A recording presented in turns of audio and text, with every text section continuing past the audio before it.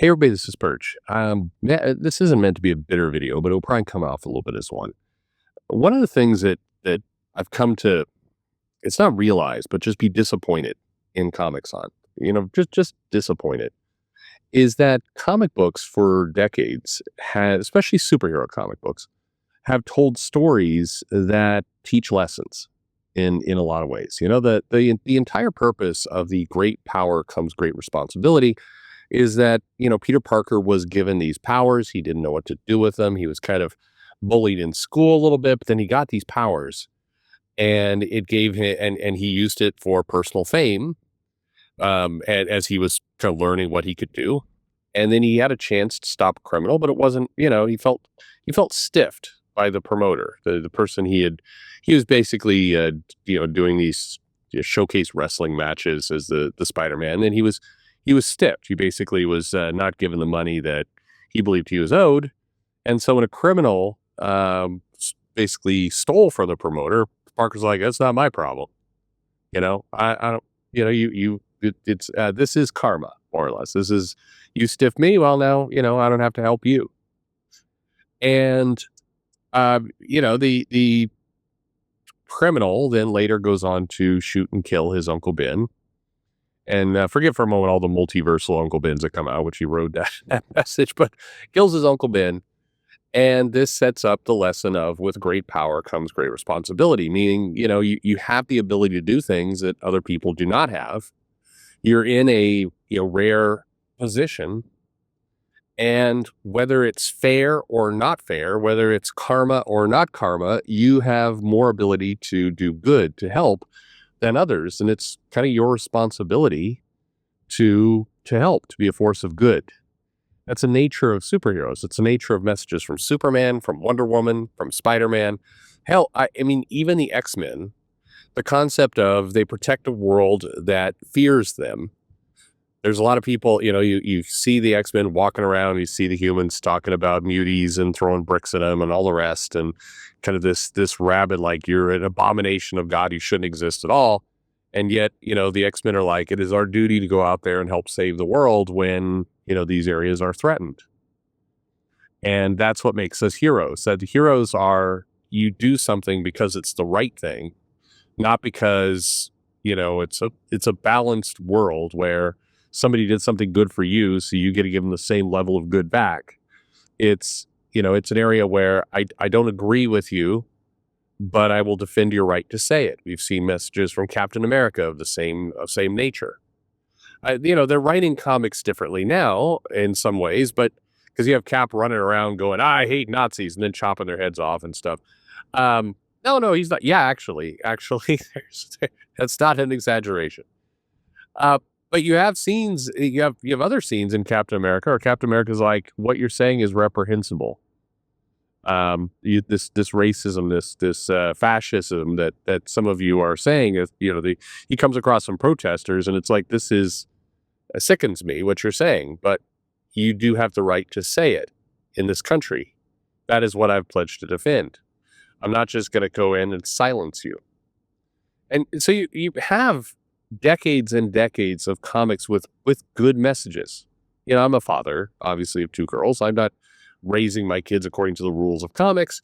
And in some ways, you can kind of, I mean, people laugh at that, like, oh, you're taking your moral lessons from comics. Yeah, in some cases I am, because those are good moral lessons.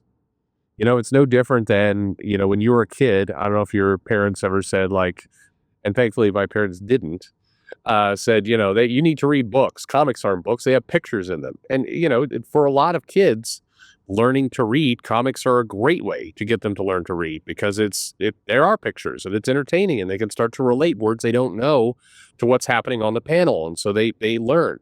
It's more powerful in many ways than reading a book with no pictures where, that you come across a word you don't know, you have to go look it up, or, just move on without. These are good ways for people to learn. Comic books are helpful. It's easy to dismiss them. It's easy to, call them a lot of different things, but comics are not disposable. They are meaningful. The disappointment in me comes into, why is it that these messages, which are not that complicated, again, I think the messages of, Superman being a visitor from another planet who comes in and, adopts his new home and, helps. The Superman movie, I didn't like the retcon of Jor-El is now a, hey, breed him and rule him, kind of dad. Uh, but I did like, the speech of Superman at the end to Lex, which is these are my people. I'm human. I am. I mean, that was a good speech. It was a good lesson. It's the idea of like, it doesn't matter where I came from. It matters what I'm doing. Again, going back to Spider-Man, going back to Captain America, defending free speech. All of these lessons are easy to understand and they're good. So why is it that so few people seem to get it?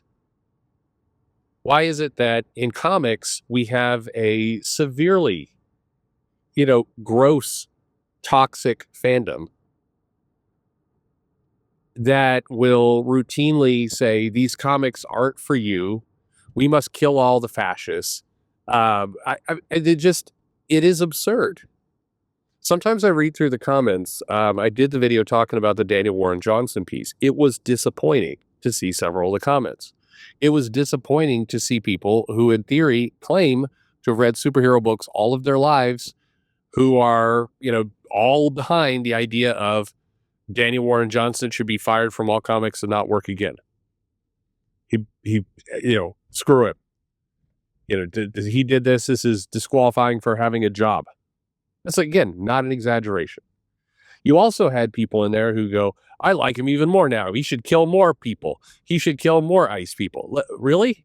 You've been reading superhero books all your life, and you're like, that these pictures don't go far enough. We should show Batman just murdering people because politically don't like him.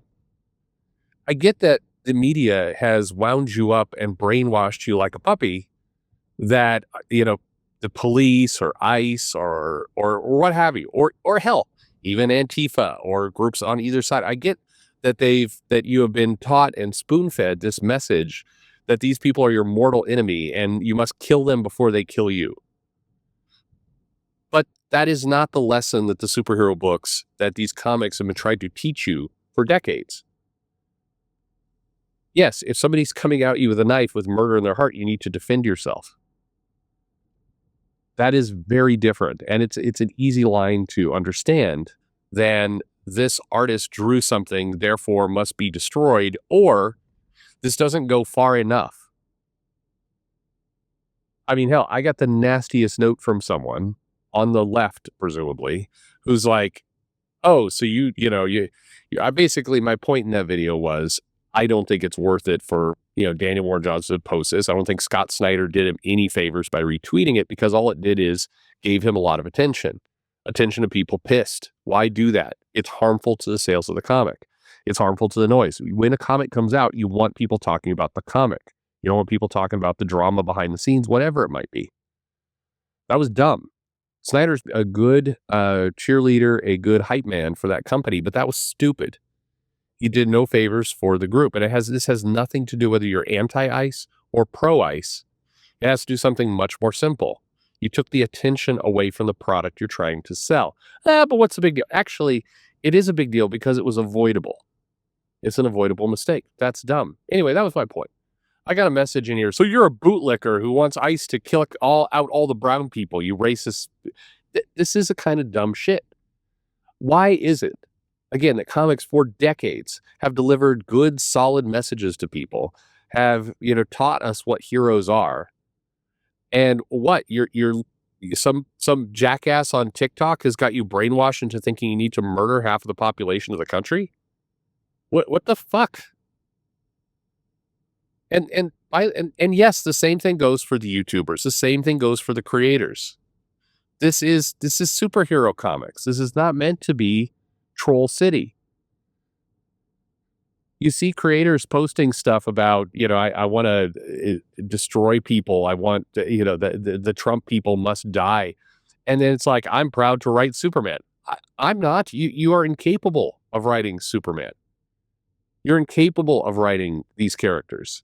If this is your mentality, you are capable of writing Lex Luthor. You're capable of writing Mr. Sinister. You're capable of writing the Green Goblin. You definitely understand their mentality, but you do not understand heroes. that how can it be that people have missed the point so badly all around? There's this asshole on YouTube who regularly, irregularly, every now and then will send notes just wishing me ill, wishing my family ill, wishing harm on my daughters, everything else. And yet on the channel, on his channel, we'll routinely talk about, all the great things about him, about how he, strongly religious, good guy, understands heroes, understands what heroes are. No, you don't. You do not. If this is the way you talk, if this is what you do not understand heroism. You do not understand. I It is disappointing, thoroughly disappointing to have this medium, which is wonderful, which is a great gift to all of us.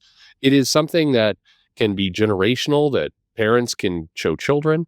It can help us with education. It can help us with moral lessons. It is a great, easy to understand way to how to be a better person. And superhero comics in particular, again, are amazing because they feature action, they feature drama, they feature amazing worlds that we can immerse ourselves in, wrapped in a message of this is what it means to be a hero. It does not mean doing the easy thing. It often means, the right thing is rarely the easy thing. And comic books do an excellent job of communicating that message. A lot of people, have utterly failed by not taking the simplest message, by not injecting it more into our lives, by not living these things we claim to love. You think, just look at who are you? Do you wake up and do you behave every day like Superman, like Spider-Man, like Wolverine? Not saving things, but do you operate in that model, or do you operate like the Blob? Do you operate? Yeah, that's gonna get me into trouble. Anyway, do you operate like a hero or a villain? Your personality, the way you're behaving, the way you act, what you do, is laid out in those comic pages that come out every week. Which character are you? Thanks for listening.